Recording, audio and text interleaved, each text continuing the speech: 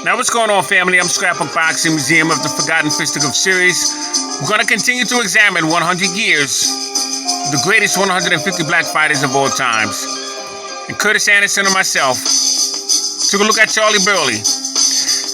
Now I want to show you the video of Charley Burley. He's in there with Oakland Billy Smith. Charley Burley had 18 total bouts with the Black Murderers row. He had 11 wins, 6 losses, 1 draw, and 3 knockouts. He was in the ring with Archie Moore, and there's our Charles. Holman Williams 6 times. He would face Archie Moore twice. And I gotta tell you, good fights. Good fights. He's also in the ring with Coco Kid. Now he would win the Color Welterweight Championship belt 1938 from Coco Kid. He would win the Color Middleweight Championship belt 1942 from Holman Williams. The California Light Heavyweight Championship belt from Jack Chase. He was really a remarkable fighter. You take a look at the techniques that are being used against Oakland Billy Smith by Charley Burley, who, by the way, who's on your right.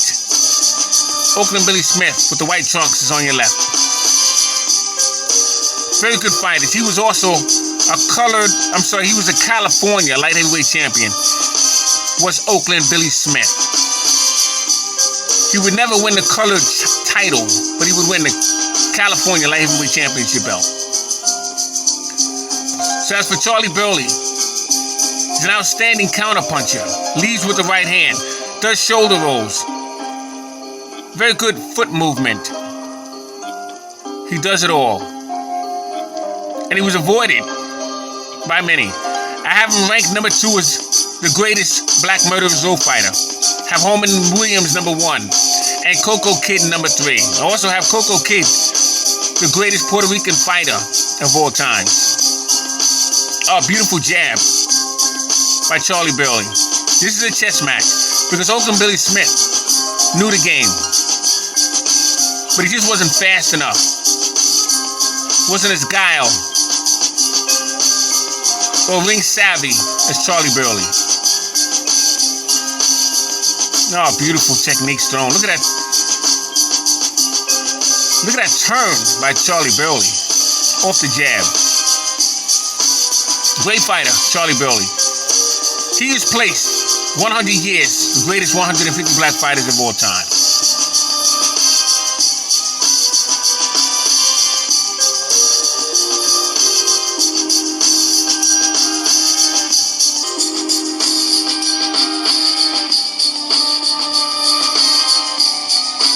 Shout out to Charley Burley and Oakland Billy Smith.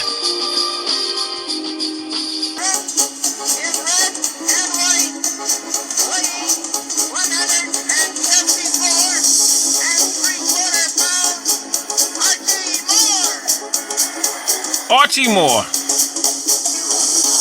He was known as the Ancient Archie, the Old Mongoose. Born December 13th, 1916 in Benoist, Mississippi. Now, Archie Moore was as confusing with his identity as most opponents was with dealing with him in the ring. One thing rests for sure. We know he fought from 1935 to 1963. Had 220 total bouts, 186 wins, 23 losses, 132 knockouts. And he was stopped 7 times. Now, some records will show you 199 wins with 35 losses and 145 knockouts. Be that as it may, Archie Moore, my estimation, was the greatest light heavyweight champion of all time. Now, you can make a case for fighters such as Eddie Charles and Lloyd Marshall, but neither one were champions. Bob Fitzsimmons, Tommy Loughran, Bob Foster, all great light heavyweight champions. But Archie Moore was a 10-year reign champion.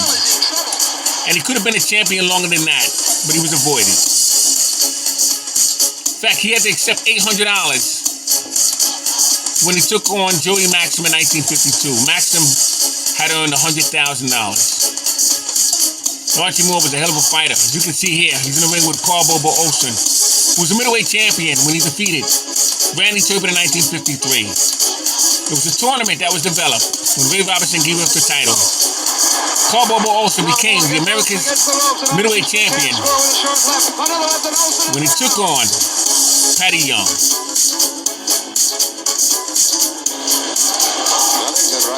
Archie Moore would also be in the ring with Charley Burley twice and entered Charles 3 times. He would take on Tiger Ted Laurie and Chuck Wiggins. He would fight Joey Maxim.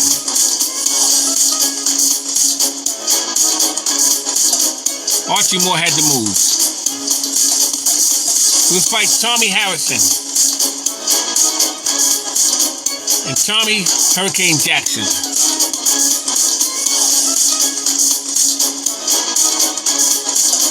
He was in the ring with Bob Baker.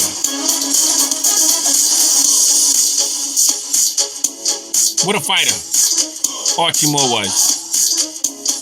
He's been placed 100 years, 150 greatest black fighters of all time. Look at the moves of Archie Moore. Oh.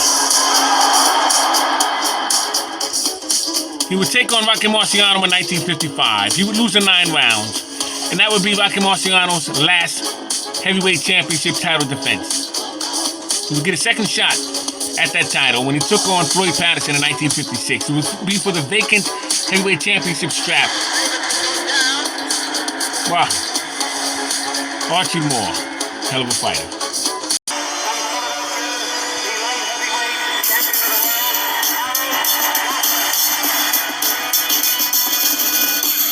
Now, Harold Johnson was an outstanding light heavyweight. Not so much as a champion, but as a fighter. He'd be in the ring with Yvonne Durrell as well.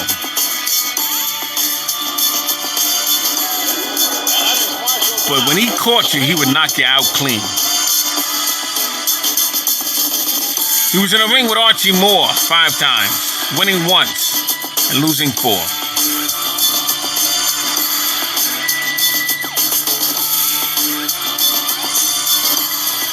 Harold Johnson had a father by the name of Phil Johnson. Both men would take on Jersey Joe Walcott, and both men would be knocked out in the 3rd round.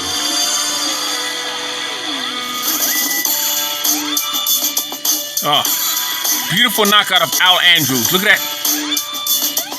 A beautiful right-hand drop that was. Lost art. Then there was Archie Moore. Look at that jab.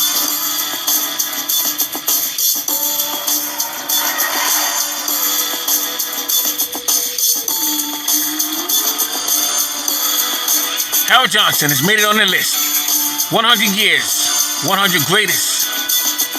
I should say 150 greatest black fighters of all time. Oh, he be in there with Doug Jones. He be in there with them all. Hell of a fighter. Hell of a combination puncher. Had the pleasure of meeting Harold Johnson. Met his son. Learned a great deal from Harold Johnson. Great humanitarian. And one hell of a fighter. He's on the list.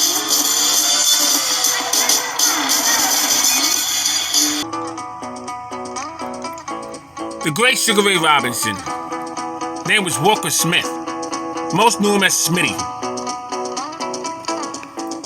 No doubt he's on the list. Ray Robinson. From Alley, Georgia. He'd be relocated to Detroit, where he would help carry the bags for Joe Louis to the gymnasium. Ray Robinson would reside in Harlem, New York. Grubbs Gym, after Salem Clusive Club. Stood 5 foot 11 inches, had a 72.5-inch reach. Had 201 total bouts, 174 wins, 19 losses, 109 knockouts. He'd be stopped once, 1952. But he wasn't stopped by the opponent, he was stopped by the heat. He was going for the light heavyweight championship crown by Joe Maxim. As you can see he's knocking out fighters such as Carl Bobo Olsen, Andy Nanelli. He would also knock out Rocky Graziano, who was a former middleweight champion. He would take on Patty Young, Carl Bobo Olsen, Fritzy Zivic, Marty Servo, Charlie Burns, Maxie Shapiro, Sammy Angot, Izzy Genazzo, Jake LaMotta, Randy Turpin. I can't tell you who he didn't fight because he was in there with all of them. Gene Foreman, Carmen Basilio, George Sugar Costner. He would win the welterweight championship belt by defeating Tommy Bell in 1946. What a fighter Ray Robinson was. He is on this list.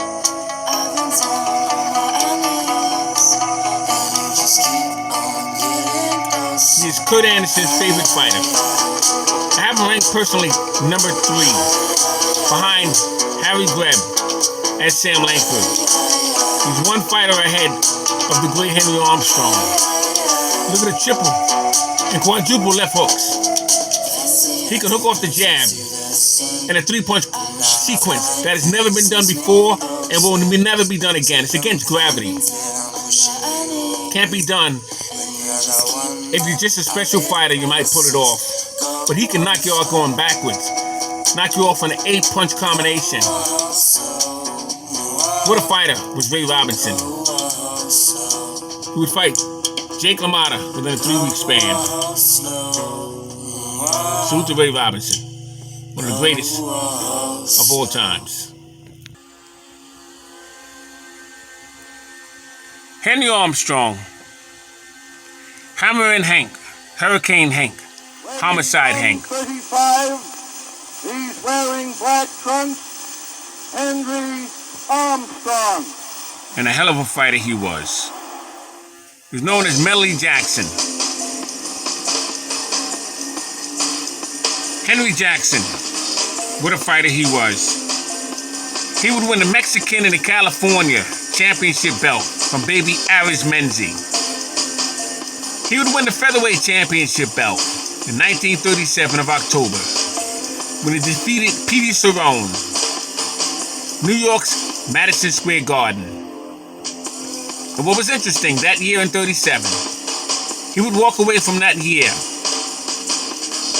with 27 fights, no losses, with 26 knockouts. And along the way, he would pick up the featherweight championship strap, New York Madison Square Garden, knocking out Petey Cerrone in the 6th round, and he became the first black American featherweight champion of all times. He would then go to Madison Square Garden Bowl, Long Island City, to take on Barney Ross. And he would batter him from pillar to post, saving him from a knockout. And he would win the welterweight championship belt. That same year, 1938, we go back down to the lightweight division, take on a man you're looking at now, Lou Ambers, who was known as the Hickelmeyer Hurricane. And he would take his lightweight championship crown. He would swallow ounces and ounces of blood for the last 5 rounds of a 15-round scheduled bout with Lou Ambers, in fear of the referee stopping the bout, because Armstrong suffered a cut lip, and the canvas was soaked with blood. You guessed it, from Henry Armstrong. Look at the overhand rights, look at the uppercuts. He watches his opponent's feet. He's able to take his left shoulder and steer his opponent around the ring. He will place his head on the opponent's chest. He's in the ring right now with Ernie Rudrick. A welterweight title defense. Henry Armstrong would have 19 title defenses, a record to this day for the welterweight championship crown. He would also have 5 welterweight title defenses in the month of October in 1939. Another record till this day. What a hell of a fighter was Henry Armstrong. He is placed on this list. 100 years of the greatest 150 black fighters of all times. We take on fighters such as Perfecto Lopez, Joey Silva, Ray Robinson, Bojack, Willie Joyce, you name him, he fought him. Have him ranked number 4 as the greatest fighter of all times in history. What a fighter was Henry Armstrong. He's my favorite welterweight of all time. But I have Joe Walcott, number 1. The Barbados Demon. Look at Henry Armstrong put pressure on Baby Arizmendi. Be robbed in 1940 when he took on Seferino Garcia.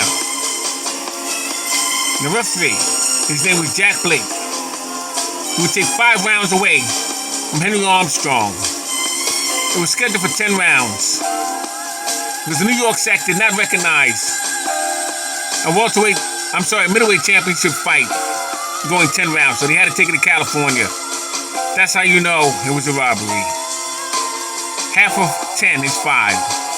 When you take 5 rounds away from a man, you make it even. Henry Armstrong endured with the best of them. Shout out to Henry Armstrong. Hell of a fighter he was.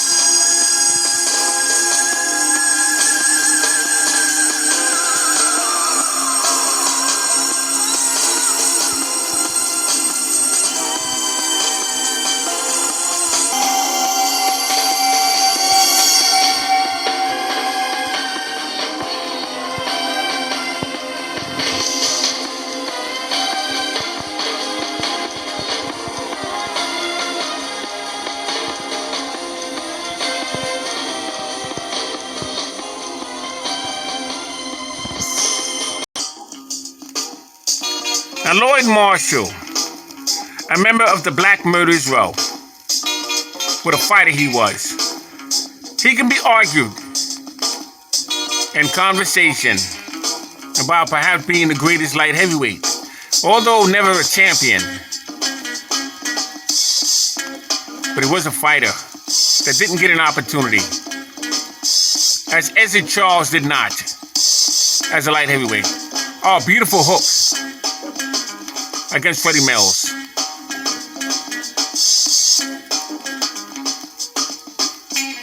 Look at the head movement of Lloyd Marshall. You see, during this time, he's in there with Ezzard Charles. During this time, black fighters did not get opportunities. You can see why. Look at the hook off the jab. Look at the uppercuts. And then the jab right behind it. That's a hard thing to do, because gravity is against you.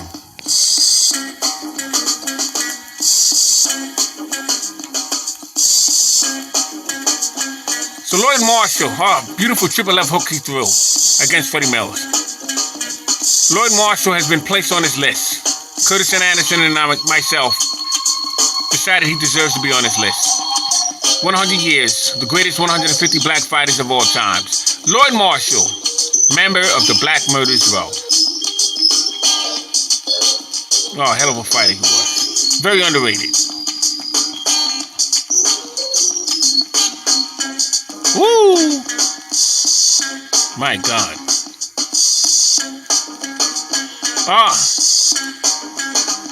Oh, great shot.